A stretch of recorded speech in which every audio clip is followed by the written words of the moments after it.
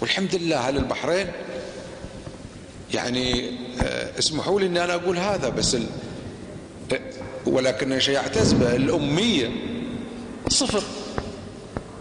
وبس أنا يعني أستسمح لأن هذا أمر تحصيل حاصل نعتبره.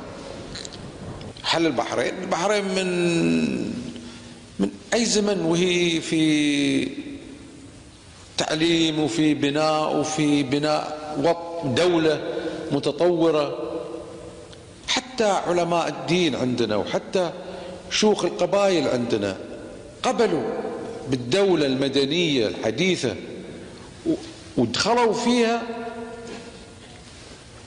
والدين انحفظ والدين قوى وصاروا الناس أكثر تدين، لأن متروكة حريتهم، وهم لأنهم أحرار في معتقداتهم وفي مذاهبهم صاروا قوة.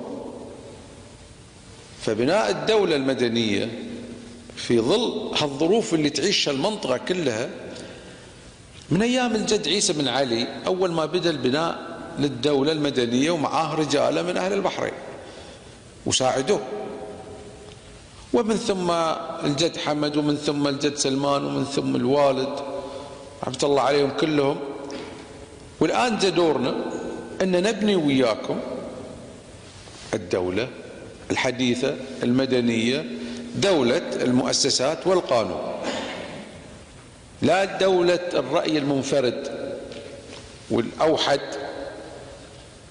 حتى بلدنا ما حكمت من قبل حزب واحد، لكن احترام الآخرين هذا أمر إلهي، يعني أمرنا به رب العالمين.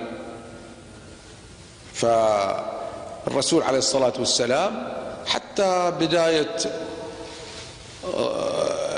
الرسالة معاه ناس من مختلف الثقافات ومن مختلف المعتقدات، وانصهروا في خدمة أوطانهم. احنا كذلك نفس الشيء، احنا كلنا من معتقدات ومن مذاهب ومن عوائل ومن قبائل اجتمعت في هالبلد الكريمة، وهذا كلنا من حظنا. لازم تعرفون ان من حظكم كبحرينيين انكم في البحرين. ما في انسان ما يحب تراب هالبلد، ما في.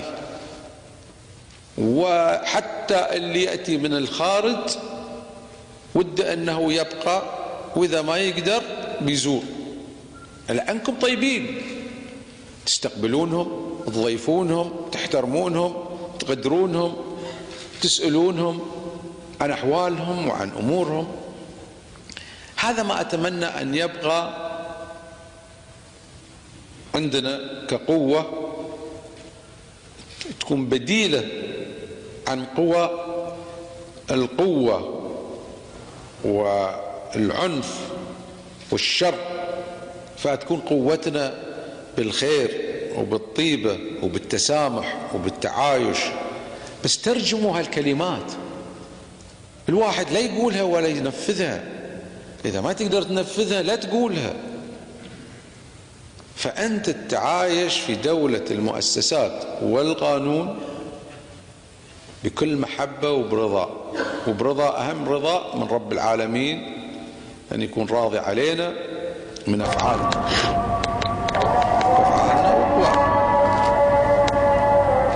لا أذكر في يوم، وأنا يعني دراستي تعرفون في مدارس عامة شعبية، يعني لي أصدقاء من عامة الشعب، وأعرف شنو هي مشاعرهم من ذاك اليوم. ما شعرت في يوم من الأيام إلا بالاعتزاز وبالافتخار بإني أنا من هذا البلد ولهذا البلد، إني أخدم هذا البلد بحق، وإن نبقى متكاتفين.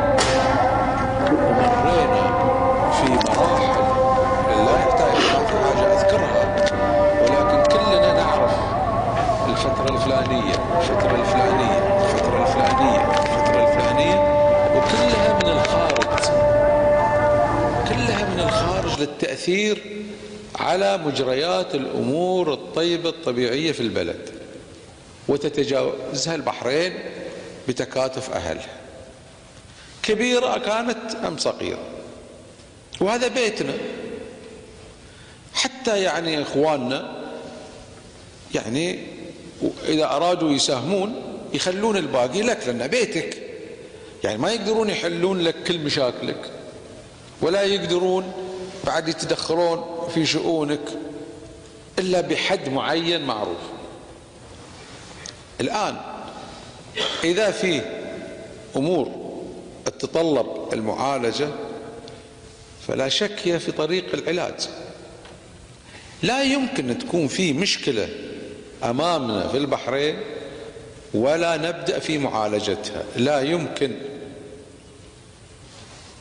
لأن إذا بتتركب بالتراكم، لأن بعد في مشاكل أخرى جاية مع الوقت.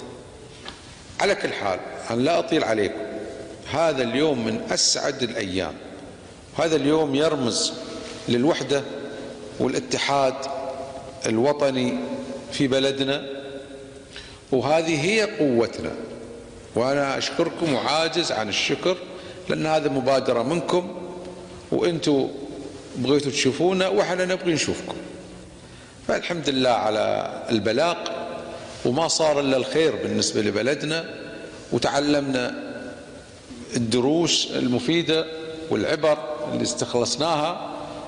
والإنسان المؤمن لا يكرر الشيء الخطأ، فلذلك احنا إن شاء الله ماشيين وياكم إلى الأحسن، وإلى حتى اليوم البحرين متقدمة، دولة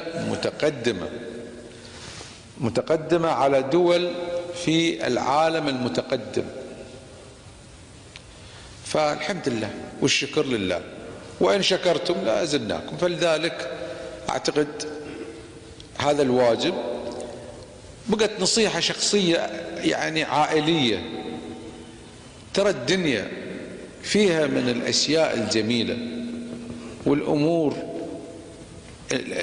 المسلية والوقت الزين أكثر من اللي نشوفه في التلفزيونات والأخبار، ويعني إشغال نفسنا بهموم ناس بعيدين عنا كل البعد.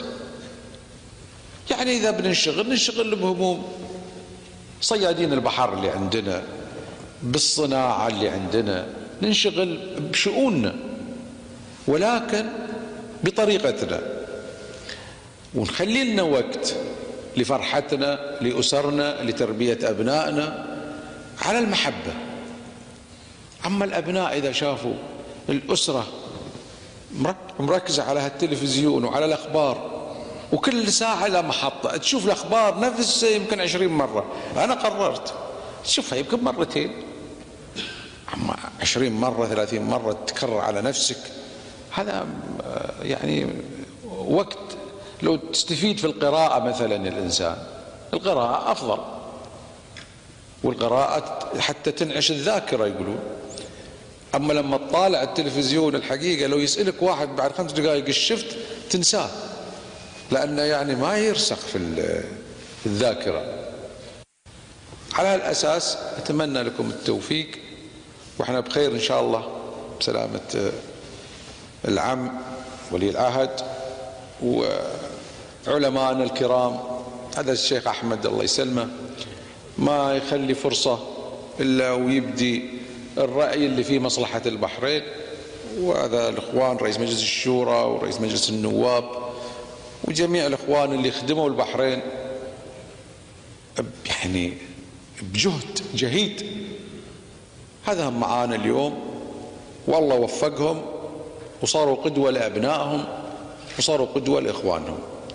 فإن شاء الله نكون وياكم قدوة